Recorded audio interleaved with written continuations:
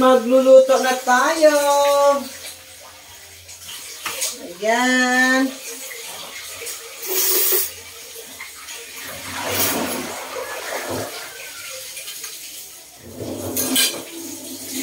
Lalagay na tayo ng used oil. Konti lang para hindi siya masyadong oily. Okay. Next. Ayan ang ating bawang. Diyan sibuyas. Ayan.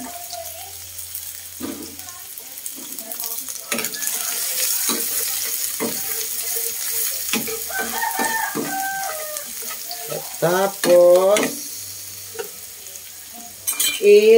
taktakan natin yan ng magic syrup. Tapos konting crispy fry.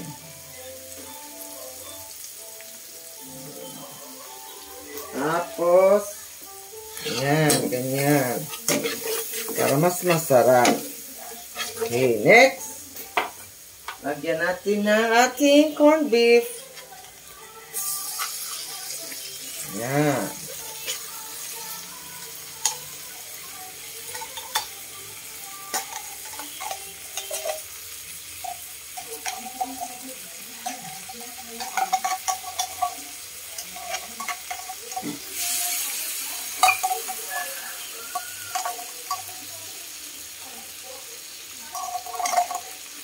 Lagyan natin ng konti ng tubig.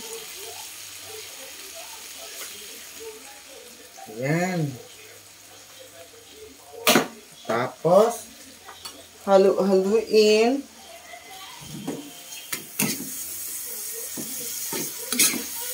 Magiging sobrang sarap nito mga ka-everyone.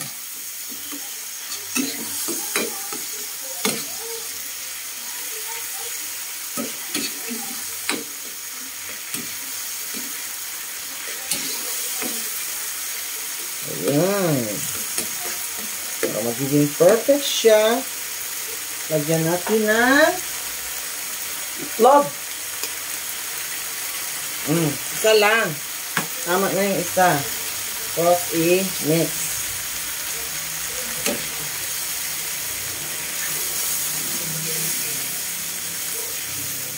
Medyo low lang yung apoy natin para hindi masunog.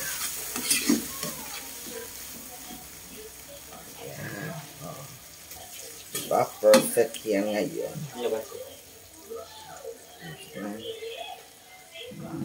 Okay. Sarap.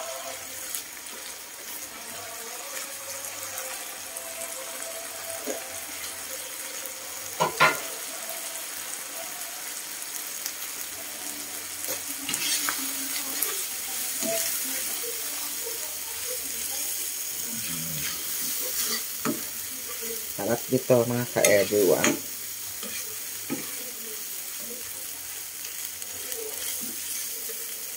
Halu-haluin lang ng maayos para hindi siya matutong. Okay, matutong. Yung salita na tutong ay actually meron din kami ganyan sa Subano. Pero alam nyo ba na ang salitang tutong ay tanggap na ngayon sa Tagalog? Okay, so tutong na siya ganyan. So, the same lang ang meaning. Tutong. Tagal pa maluto mga ka-everyone. Hayaan natin siya medyo magiging oily na. Lalabas na yung oil. Para bongga ang lasa.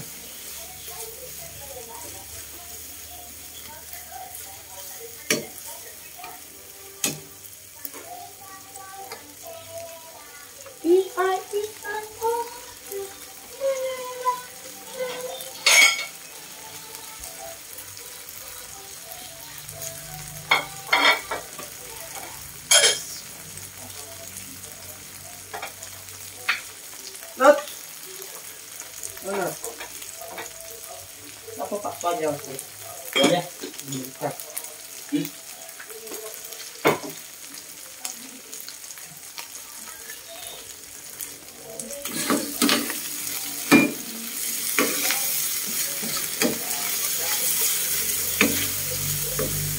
Yan. Lapit na.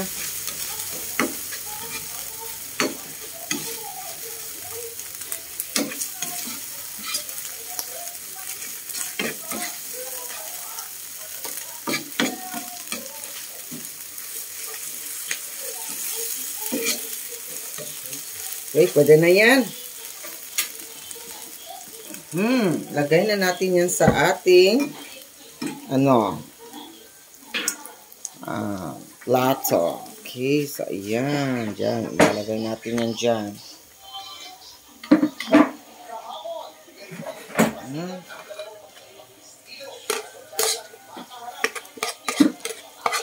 Okay, so ayan. Diba, sarap. Kakain na tayo. Let's go! Let's eat!